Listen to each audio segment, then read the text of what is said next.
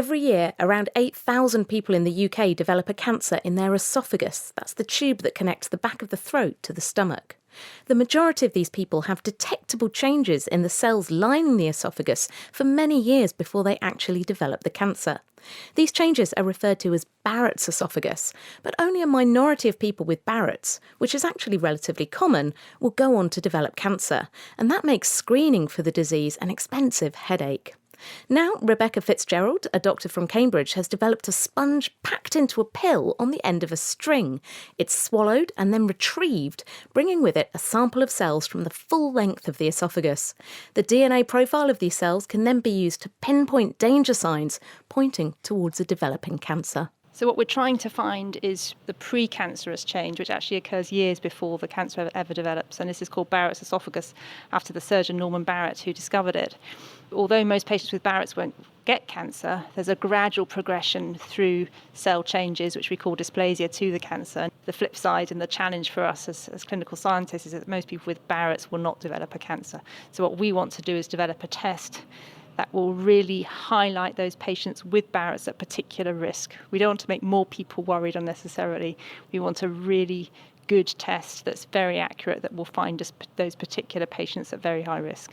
More importantly, if you identify someone with a Barrett's esophagus, can you do anything about that at that stage to stop them becoming one of those esophageal cancer victims?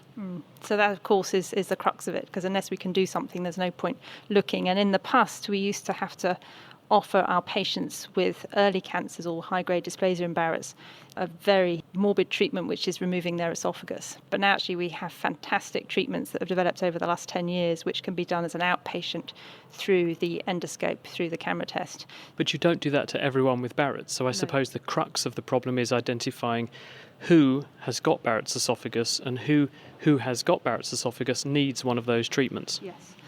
So that's exactly right, and that's really, really important, because at the moment most patients with Barrett's aren't diagnosed, but those that do are then put through quite a burdensome monitoring program. And a lot of them are very low risk, and if we had a better test, we could actually tell them, you have Barrett's, but we don't think you need to worry about it. And you think you have that better test? So I think we're getting close. What our approach has been is twofold, really. One is to do with how you collect a good sample that can be done at the GP surgery. That's the first piece. And the second piece is then what you do with that sample when you've got it. So we want to move away from pathologists having to look for hours down a microscope, making quite difficult, complicated decisions based on the appearance of the cells, and have an objective test that would give you a readout that would say this is very low risk, this is high risk. Go on then, talk me through it. What is the test? How does it work, and how does it deliver all those objectives? It's a little capsule on a string, which is about the size of a multivitamin pill. So this is how it is before it's swallowed. This is the capsule version. It's a black tablet. It's about, a centimetre and a half by maybe 5 millimetres across. I would just, pop that in my mouth and literally swallow it? Exactly. Swallow it down with some water. So you can have a drink of water with this. You just do it sitting up. You don't need any sedation or spray or anything like that. It's on a big blue string, 1.5 feet long. I'm mixing my imperial and metric here, but it's a 1.5 feet, 2 feet long, isn't it? So right. that's far enough to get down almost to the junction between the esophagus and the stomach. Exactly. So we want this to go down about 50 centimetres, if I can go back to centimetres. The capsule will dissolve, and that takes about 3 or 4 minutes. And as soon as it's dissolved, out pops the compressed sponge, which is basically squashed inside that capsule. So yes, this is much larger, isn't it? This is a good couple of centimetres across. It's like a ball that's puffed up. It's like a ball. It's a spiky ball. It's a bit like a sea urchin. It is a bit like a sea urchin. And you can imagine this will trap cells on the surface and within the matrix of this kind of honeycomb mesh. You would then And the leave it there or withdraw it? The nurse pulls it out and pulls back quite quickly, so that they're removing it, which is a bit unpleasant. It just makes your eyes water. And that just goes straight into a specimen pot that just then goes to the lab. What do the lab do once they get that? They spin the cells off. From this, it's amazing, you get about 500,000 to 1 million cells. What do you do then? Get the DNA out of the cells?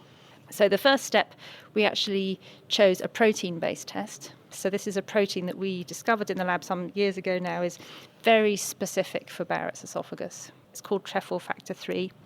If that was positive, then we would look and see, is the DNA looking worrying? Are there cancerous signs? Apart from the practicalities of you could do that in general practice, it does take very little time. It's much more convenient than an endoscopy. What else does this buy you over having to do an endoscopy in looking at the average person who might or might not have Barrett's? So I think one very important thing this buys you is that you don't have sampling bias. So a busy gastroenterologist will often take just a small number of biopsies and they can miss the spot. And that's sometimes currently why cancers occur in patients who've got Barrett's and it hasn't been spotted. The nice thing about this test is that it takes a sweep up the whole esophagus.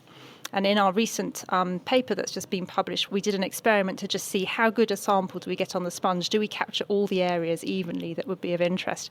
And what we did was we worked out a very detailed map of the DNA fingerprints in biopsies from patients with Barrett's esophagus. And then if we looked at the exact same mutations in one single sponge sample from that patient, we could see the whole map in one go. Why else is this a bonus for the NHS? Well, the cost. I don't have a price for this yet, but an endoscopy costs around £400 if you do biopsies. Plus, you're going to have to take the time of the day off work to go and have it done. You're going to have to recover from your sedation. You're going to have to find a car parking space at the hospital and go through the stress of that. So the attraction of this is, really convenient for the patient and less expensive for the NHS. Rebecca Fitzgerald talking about the work she's just published in Nature Genetics.